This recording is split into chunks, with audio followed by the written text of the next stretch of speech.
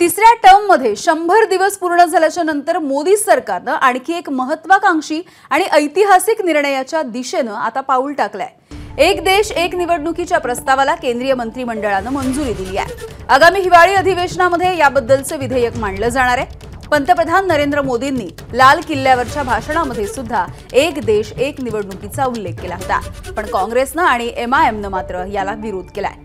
हे सगळं बघता या मुद्द्यावरती सर्व पक्षांची सहमती बनवणं हे मोदींसाठी अग्निपरीक्षा ठरणार आहे।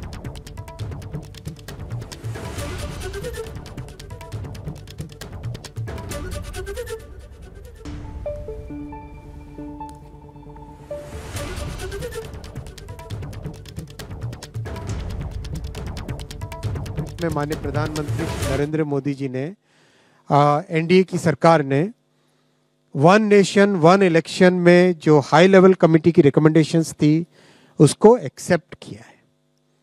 हाई level committee recommendations on one nation one election on simultaneous elections, that those recommendations have been accepted today by the Union Cabinet.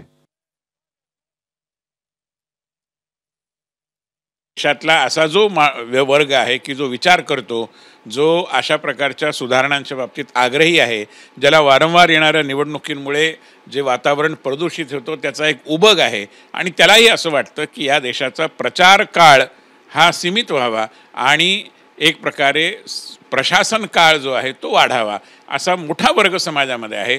तो निश्चितपणाने या निर्णयाच्या बाजूने ठामपणे उभा राहील आणि त्याचं काहीसं प्रतिबिंब येणाऱ्या निवडणुकीतही दिसेल। ABP माझा, उघडा डोळे बघा नीट।